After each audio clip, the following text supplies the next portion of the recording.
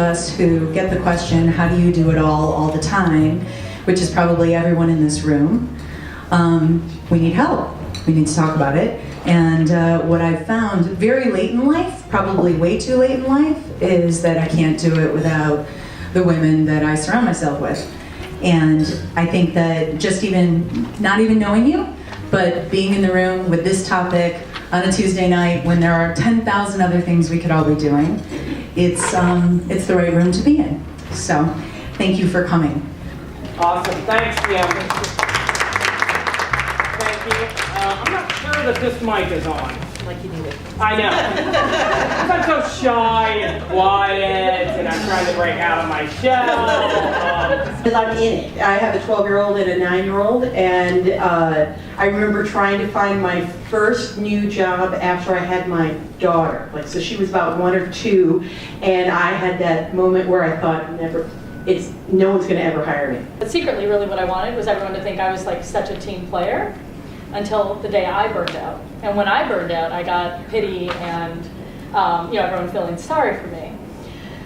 On my leave for 4 months, I pretty much got really clear that I had not been listening to my body, and I had been judging other people who listened to theirs. And was this a leave for a medical? baby? I was okay. No, I just went on straight medical leave for burnout. I went on a career break when the company that I was working for, Drexel Burnham Lambert, if anyone's old enough to remember Drexel, Drexel collapsed when I was on maternity leave with my first child. So I didn't have the shouldn't I go back working decision to make. But I decided not to go looking for the next big job.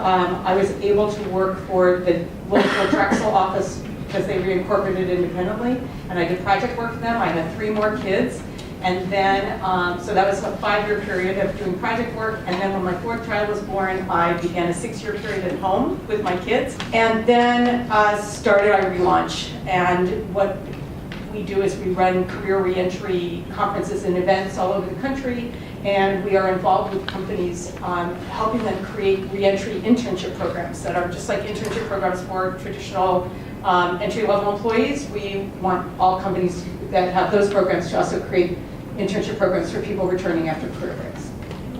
All right, so we sent around a bunch of questions. I'm going to ask one, and then actually I'm going to ask this one just because the panelists don't know what it is, and I think it's a very hard question. And I'm so interested in it. I always love going off.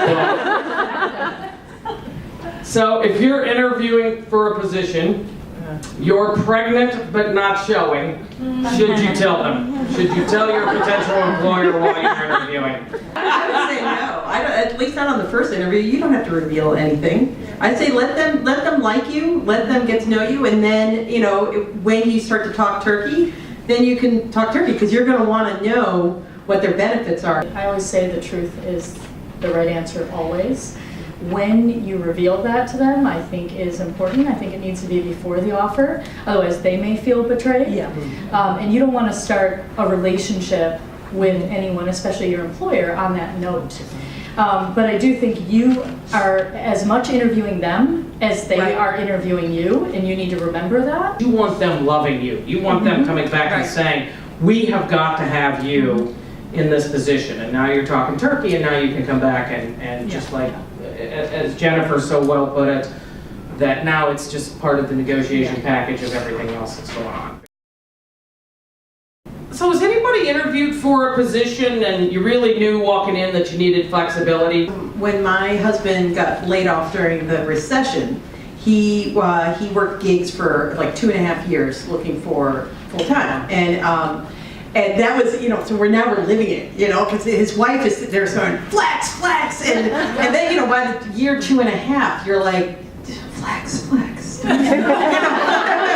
If you define part-time more like, I can't do traditional FaceTime in the office, but I actually could even maybe swing a full-time equivalent if it was partially at home, non-traditional location, non-traditional hours, if it was a global business, and I'm okay being on the phone at 10 o'clock at night. How you get help from spouses, partners, Wine.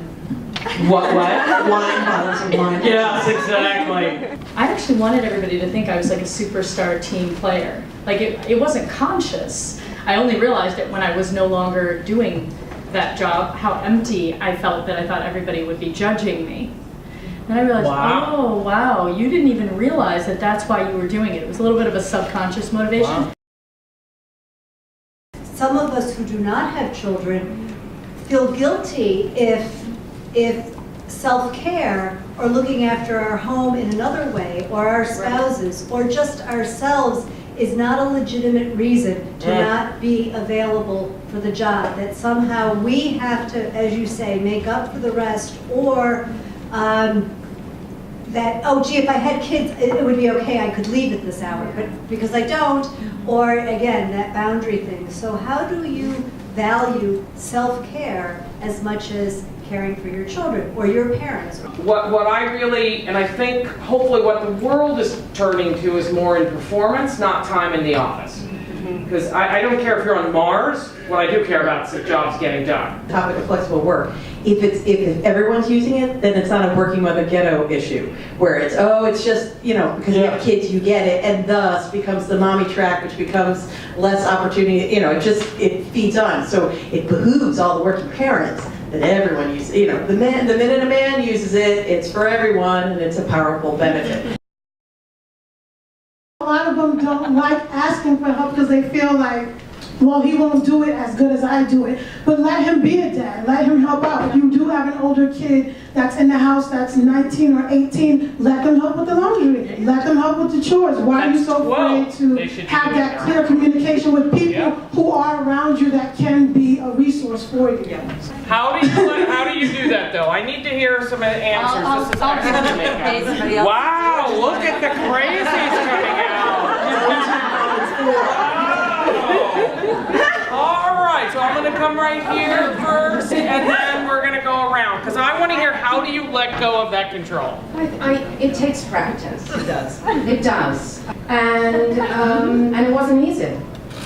But I learned, and it took practice, and when nobody broke, right? And the house maybe was not clean quite the right way that I'd like it clean, we survived.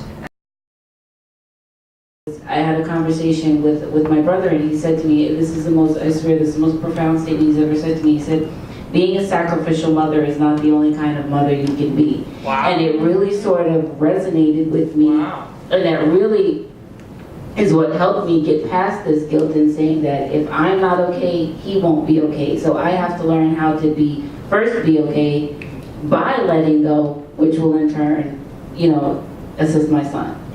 Stay-at-home moms and working moms, and their top 3 things they feel most stressed about, their homes, like the state of their homes. Really? Yeah, the stay-at-home moms feel the same way. We interviewed over 100 moms who have returned, and the universal sentiment was, lower your standards. It's like, my house is messier and I don't care.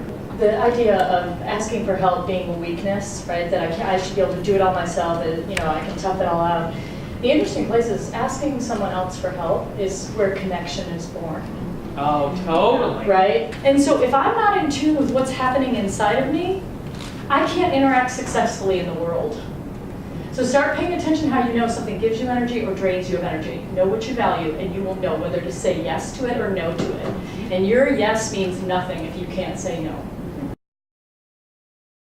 When you are leaving early or you're asking for whatever work arrangements, do you say why? Or do you just do it and do your job and leave?